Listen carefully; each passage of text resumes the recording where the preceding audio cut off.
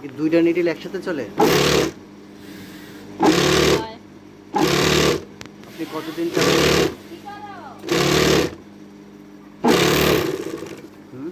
হুম কয়দিন চালান এটা? কতদিন? চালাই। হুম।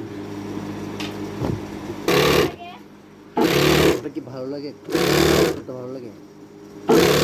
পা ব্যথা আছে চালাইতে চালাইতে। পা ব্যথা? আপনাদের মহাজন কি ঠিক মতো টাকা দেয় আপনাদের? হয় হয় এ ঘোরাঘুরি করে না?